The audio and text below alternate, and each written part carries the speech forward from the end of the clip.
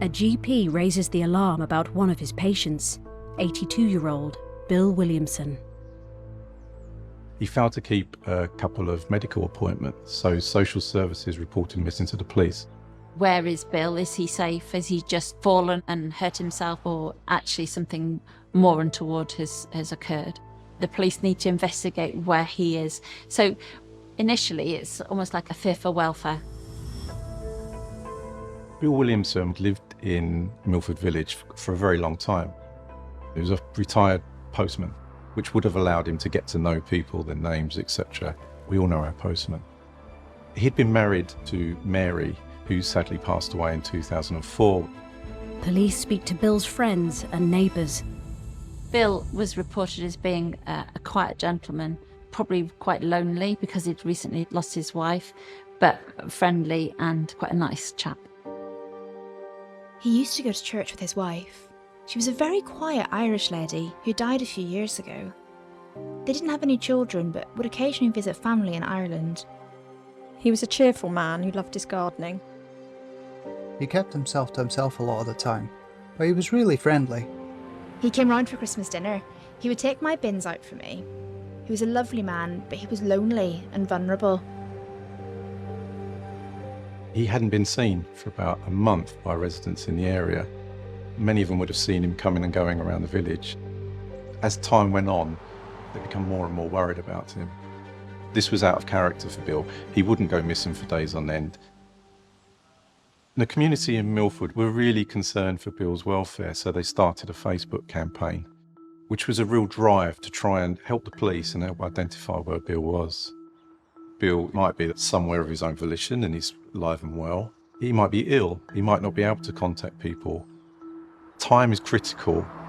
Police find Bill hasn't been seen for 4 weeks before missing his doctor's appointment. His last sighting is the 10th of September, the day he sold his house. Bill had formed a relationship with a younger woman by the name of Anne Browning. They'd met a few years earlier. Anne had some greyhounds and they would go walking them together. And they obviously started to form a bond. They were spending a lot of time together. She was adopting caring responsibilities towards him, cooking, cleaning, looking after him. They made a decision they were going to move in with each other. So Bill decided that he was going to sell his house. I think for Bill's point of view, it was that Anne could look after him in his later life. The police really needed to speak to Anne Browning and find out what she knew about Bill's location. Police find Anne at the couple's home in the village and ask her if she knows where Bill is. Uniform officers attended Anne's house and she told them about 3 weeks before he'd gone to a funeral in Ireland. Bill was an 82-year-old man. The funeral was on the other side of Ireland. For somebody of his age, for him to take that trip, it just didn't add up. And the police weren't happy with Anne Browning's account. What the police can't do is assume that harm has come to him. People go missing in the UK every day. Not all of them come to harm. Not all of them are at risk. So what they'll be doing is trying to find him and, in an ideal world, find him alive and well somewhere. Bill is not a typical victim of crime at all. Most victims of crime are actually young men, not the sort of stereotypical visions of an elderly person, an old man or an old woman. As a result of the Facebook campaign, police received information that potentially could show that Bill was alive and well. One of those was that friends of his had received birthday cards, purportedly signed by Bill, and also his car was seen moving around the village. Either that was Bill, and he was alive and well, or it wasn't, and someone was doing acts to try and make it look like he was alive. So what they would have been doing is try to look for proof of life. Whenever we go about our daily business, we leave a footprint, be it the credit cards we use, when we use our mobile phones, talking to friends. So that's what they would be looking for Bill. Is there anything we can find to show that he's still alive, to show that he's out there somewhere and we can find him? So they started to look into his bank details and his card usage. There's a different time pressure if it's a missing person inquiry because that missing person may still be alive. They may potentially have been kidnapped or they may be kept in a really difficult situation. So it's almost like more time pressure to find the evidence to try and find out where this missing person is. He would be considered high risk because of his age, because when they started to talk to people, he was feeling lonely after his wife passed away. I think you could probably consider him as quite vulnerable, somebody that could potentially be preyed upon. Police would be looking for inconsistencies within somebody's story, within their account, and that's exactly what they found with Anne Browning.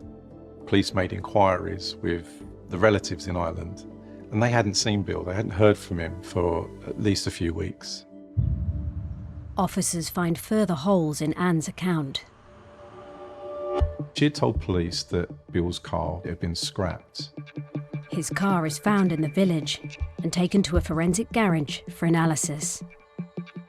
Bill's car was alleged to have been moved every couple of days post his disappearance. So who's been driving the car? Is it Bill and he's safe and sound, or is it somebody else? So that could then become an additional crime scene.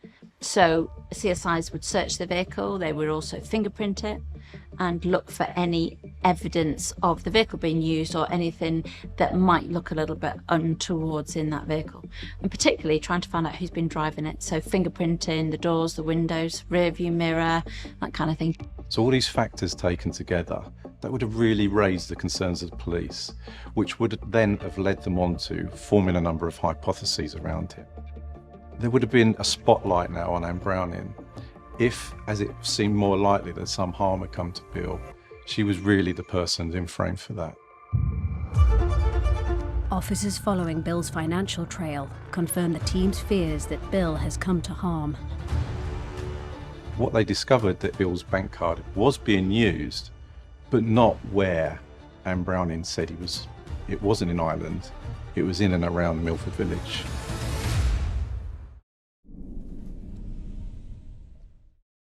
Police in Surrey are investigating the disappearance of pensioner Bill Williamson.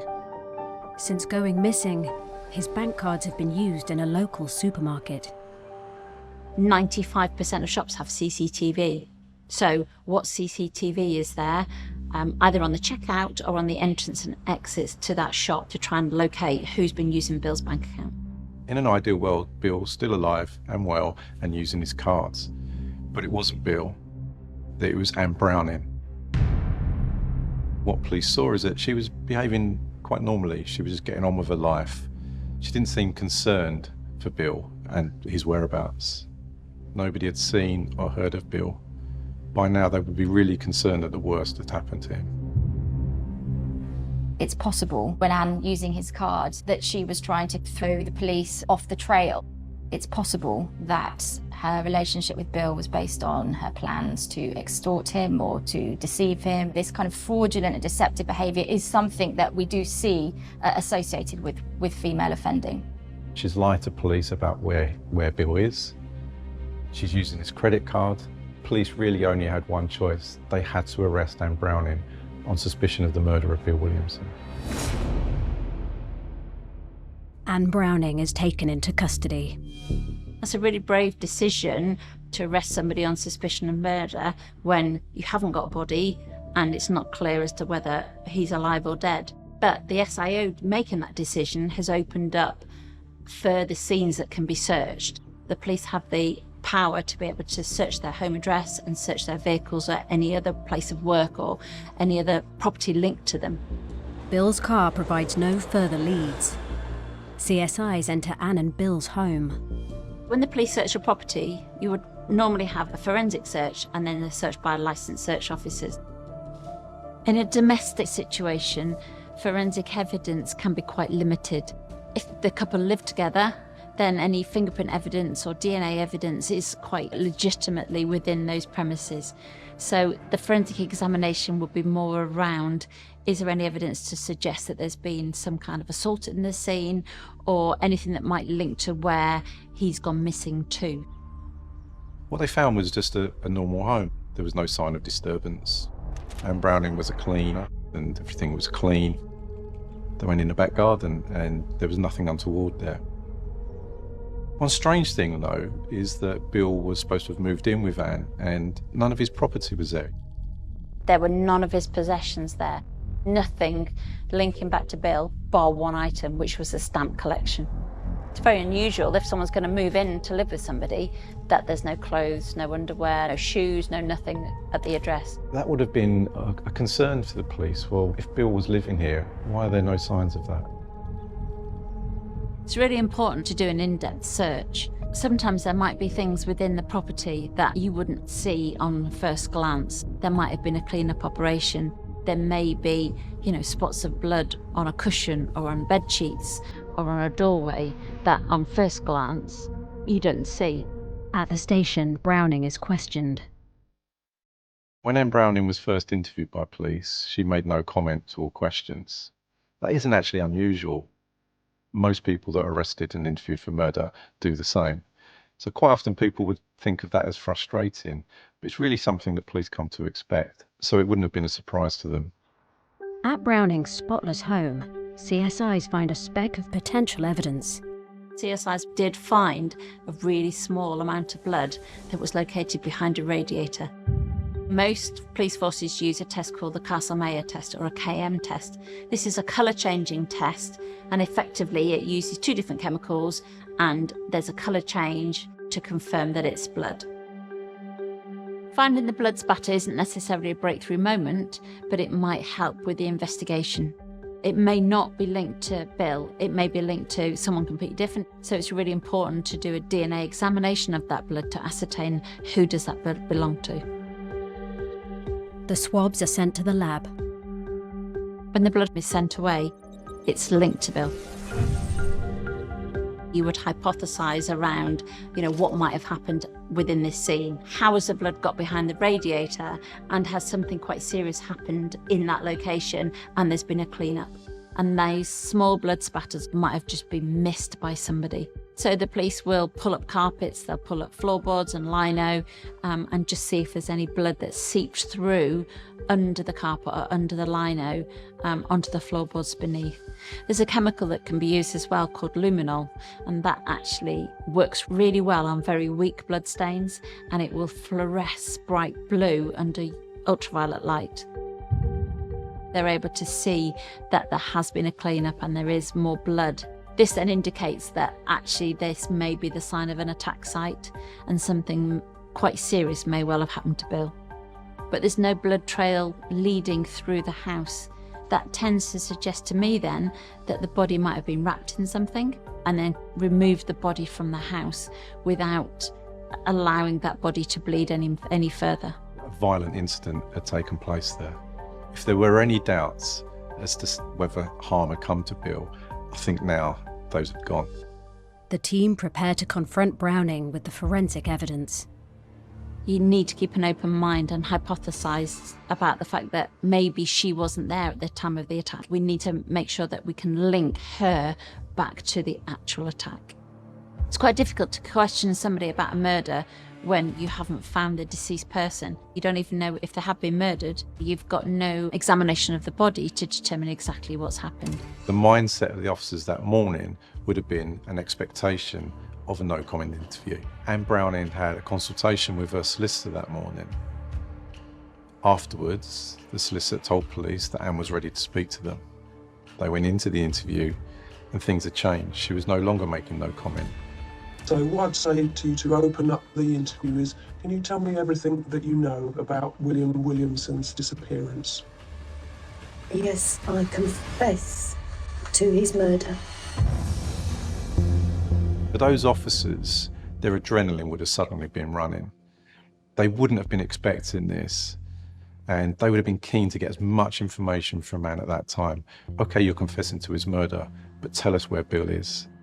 We have very, very few women in our prisons in England and Wales that are there for murder. The vast majority of murder is committed by men, to 93%. So really you can find that about 7% of murder is committed by women. Female killers are extremely rare. Can't remember how many times I hit him, but I know I killed him. And then from that point, there's no going back, is there? When you're thinking about women confessing to crimes, you know, we know from research that women are more likely to confess to crimes that they didn't commit in order to get things out of the way or to move on or to protect somebody else. In this case, it seems that Anne has spent a night in the cell, you know, has been thinking about what's going on and actually has decided that she's ready to confess. But what strikes me is this feeling, this lack of remorse and this kind of almost robotic behaviour. And it doesn't really strike me as being the feelings of someone who has just lost a really, really close partner, someone that they shared a lot of time with, someone that they were caring for.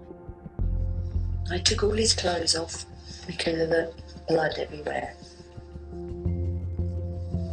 Kept my head calm, and I wrapped his body in a shower curtain so that I could drag it outside. And that is what I did.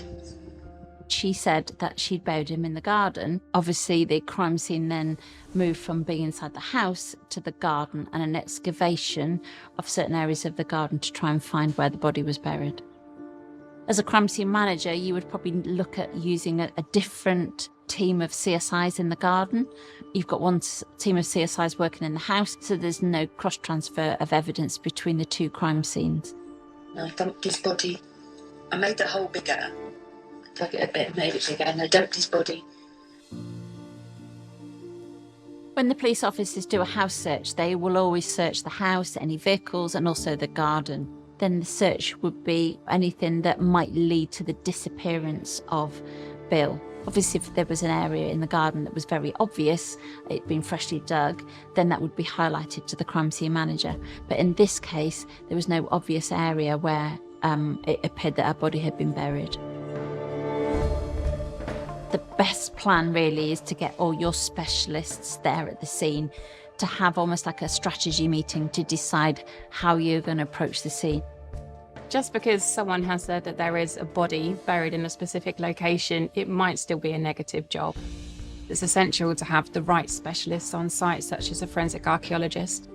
As soon as you come onto that scene, things are going to start changing. If these jobs are done incorrectly or use incorrect people, the job might be compromised and you might lose essential evidence. Browning directs police to a flower bed. There's only one opportunity to get this right. So with careful troweling and recording, it will be a painstaking time to actually go through this and excavate and record properly. They discovered that there was a human foot within this grave. This is actually now a murder scene. Once we've got the body, it's much easier to investigate the crime. From my forensic perspective, I'm really concerned about how am I going to excavate the grave, how deep is the grave, what's been used to commit the crime, and how are we going to recover that evidence. The forensic team have to work with dense clay soil. Throughout the country, wherever you are in different places, the soil type will be different. So when human remains are buried in clay, it makes it much, much harder in order to excavate. So clay is a very hard material, but it can also be very heavy if it's got a high water content. It is going to affect the way that body decomposes in the ground. Therefore, the excavation process will be much harder and take much more time. An experienced archaeologist will actually be able to tell the difference between the compact of the soil by the way that that soil or that clay feels as they're excavating with that trowel. The CSI's role then is more around the photography side, so they will assist the forensic archaeologists and take photographs of the different stages. So it's a very, very systematic recovery of a body because you don't know what evidence might be within the different layers of soil. After several hours, the team fully uncover the grave. What they discovered was a male, 5 foot tall. He was naked and he'd had his legs tied together using a leather belt. For the officers at that time, a really upsetting moment. The man is buried head first, 3 feet in the ground. It can be incredibly difficult and complicated to recover a body from a grave, and obviously trying your best not to damage any evidence. The deeper the grave is, the more difficult it is going to be to lift and recover that body. Bodies are heavy, so it would need quite a few people to lift the body out of the grave while still preserving any potential forensic evidence on that body. The on-duty forensic pathologist is Robert Chapman. The The body was, as you might expect, coming out of a soil-based grave. There's a lot of mud which had to be removed within the mortuary itself before we could actually really see properly the body surface. And then the body was decomposing, quite significantly decomposing. There were maggots, and these, of course, can be useful evidence in terms of trying to establish the minimum period in which the body is within the gravesite. There were obviously a leather belt, which was tied quite tightly around the area of the lower thighs, the knee area of the body, passed through the usual metal buckle, but then tied in a knot, rather than the usual way in which you'd fasten a belt. And this fastened the legs together, the thighs and knees together. In the past, in cases where I found this, it's been to make the body smaller and more compact to enable that body to fit into a smaller space. That belt would not be removed at that scene. It would be photographed and recorded in situ whilst in the grave, but that's evidence that we would relay and wait for the pathologist and the crime scene investigators at the mortuary to investigate and look at. It could, of course, contain some significant information, some significant evidence of somebody who's touched it, for example. Maybe someone else's DNA is there on it, and that would, of course, be very useful for the investigation. There are going to be preconceptions about the identity of that body in the ground, but it's incredibly important that that identification process is conducted formally and by the right individuals to make sure that there's no misinformation being spread around. So as soon as that body has been recovered from the ground, it's really important to get that body to the mortuary as soon as possible so the forensic pathologist can examine that body, so that information regarding the identification of the deceased can be provided to the police and the families. With the identification of the body, there are various ways you can do it. You can look at the teeth, you can take DNA, you could even sometimes do fingerprints. Those are the three major ways in which bodies are identified. The body is sent to the mortuary for urgent examination. Usually, postmortem started at 11 o'clock at night, and that was because of police procedure. There was a need to get answers, the identification of the body. There were good reasons for it in this case. In this instance, sadly, it was Bill's body. When something like this has happened, sometimes it's quite difficult to not get emotionally involved. He's a lovely, upstanding member of the community. This was the healthy, elderly man. When you examine someone older, and that's relatively rare in forensic pathology, elderly victims, usually something has happened to them which is completely beyond their control. And so that's a different kind of, I suppose, an emotional response. The whole time, all right, she's confessing to his murder. She may change her mind. There may be different circumstances. We may be having a trial at some point in the future. Police have to prove how it happened. What were the circumstances? There's always a motive behind a murder. You don't just kill a person for no reason. Milford is a small village in Surrey. It's the kind of place where everybody knows everybody. Not a lot of crime goes on there. So when something like this happened, it was completely unusual. This was a callous murder.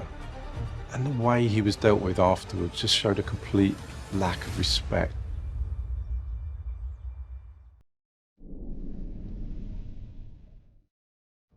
"54-year-old Anne Browning has made a shocking confession, murdering and burying her partner Bill Williamson in the garden.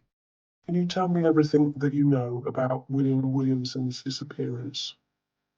Yes, I confess to his murder. Why would somebody murder such a lovely, nice, innocent man? Browning tells police the couple argued. He said he was going, and I just lost my temper, really lost it, because he made all these promises. That we were going to have a nice life together. And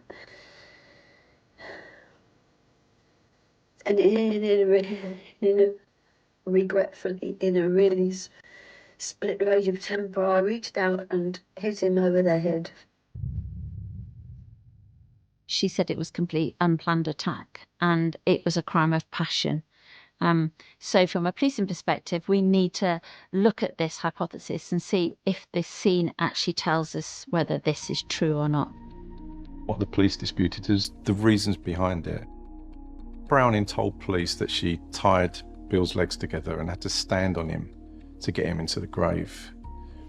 The word that I keep thinking about is just callous. She's trying to downplay what had happened, because overnight she's thinking, they're searching my house, they're going to find the body, they're going to find blood, whatever it is. I need to put across an account that's going to minimise whatever sentence I get.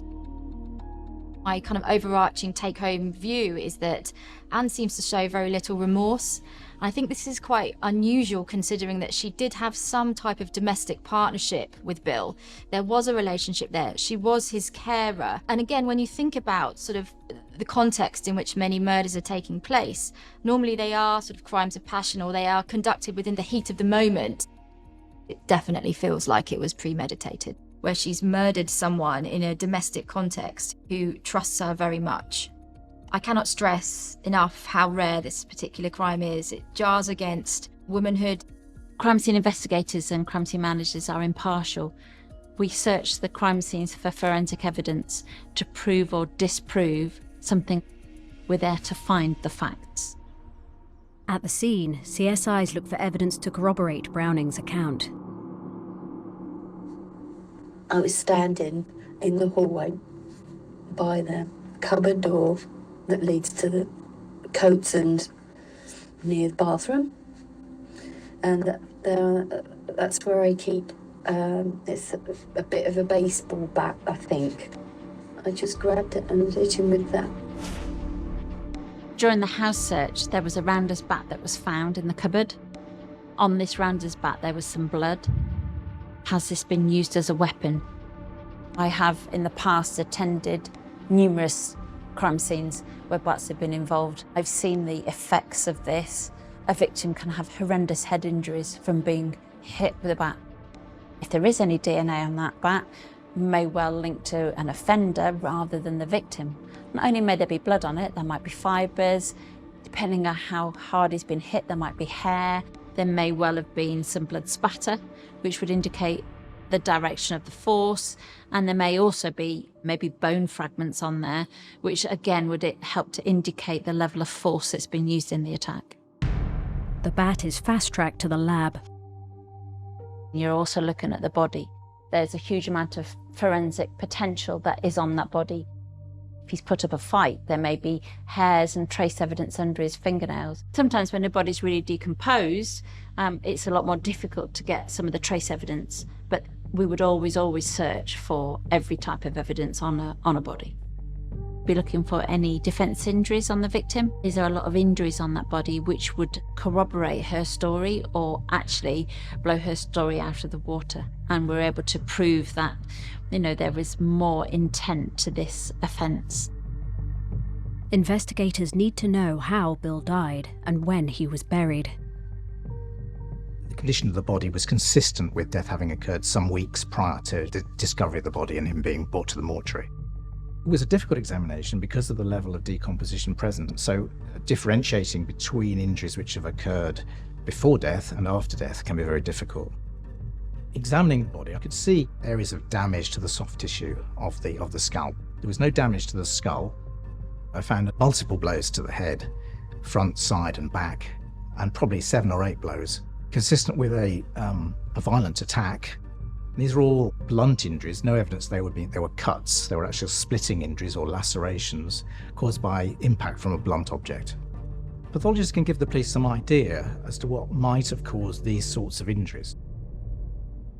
The results of forensic analysis of the rounder's bat are in. The forensic examinations of the blood on the rounder's bat showed that belonged to Bill Williamson. A number of injuries on the back of the head, where there are about 4 parallel injuries lined up, similarly orientated. One explanation might be that he was struck from behind before he saw any attack coming. That's certainly a possibility.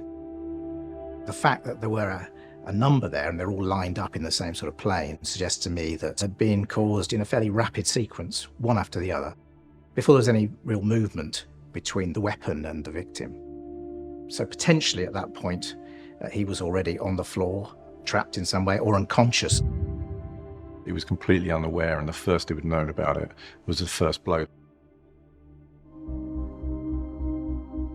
From the beginning of their relationship, there was a power imbalance in the sense that Bill was always paying Anne as his carer, to cook, to clean for him. Anne was originally in Bill's will due to the close relationship that they had formed over quite a short period of time. Bill and Anne Browning had been close, but there was a falling out after Bill had believed she'd been stealing money from him. But a few years later, after the death of one of Anne's dogs, they become close again. Officers looking into the couple's relationship discover that a few months ago, Browning stole £1,200 from Bill. One of the most important elements, and it may seem small, is the £1,200 that was stolen from Bill. So what this shows is that Anne has already stolen money from him. It's possible that her relationship with Bill was based on her plans to extort him or to deceive him. I think as a consequence of that, she was getting used to being paid, and it may well be that it just went too far. But to prove this theory in court, the team needs to find further evidence that Browning was after Bill's money. As police continue to follow the financial trail, forensic specialists at the scene examine the grave. Although there's been a confession, you still need to make sure that you can preserve any evidence that is at that scene. The majority of clandestine burials in this country tend to be quite shallow burials, where the perpetrators have just dug a grave big enough to bury that individual. But we do come across deeper graves from time to time, and it's all about following that science down as you're excavating. You'd be looking for presence of things like leaf litter in the grave. You'd be looking for the presence of broken roots or anything else in terms of broken flowers that might determine when these cuts were put into the ground. Most people, if they're digging a grave for a body, tend to dig quite a shallow grave, mainly because it's really difficult to dig a grave. This has taken several days to dig. Digging is hard work, especially a grave of this size and this depth. It would have taken an awful lot of exertion in order to dig a grave this big. Inside the grave, the team make another chilling discovery. It appears that there's almost a step within the grave. So there's a ledge that's been dug, and then the grave has been dug deeper than that ledge. That could be purposely dug in by the perpetrator to allow easier access to get in and out of the grave whilst digging it, or it might have been there as an access issue to try and get the body into the grave. This points towards premeditation. They realise the graves are really deep. How are they going to get the body into the grave? Forensic evidence indicated that Browning has potentially dug the grave prior to killing Bill Williamson. She's premeditated and thought about how she's going to get the body into the ground. And investigators doubt she acted alone. I know how hard it is to carry a dead body. So for a slim woman to be able to kill somebody, wrap their body up, dig a grave and put the body in the grave, that's quite a task for someone to do by themselves. It seems to me that a woman of her age, of her build, would find it very difficult to commit this crime totally alone. So did she have an accomplice?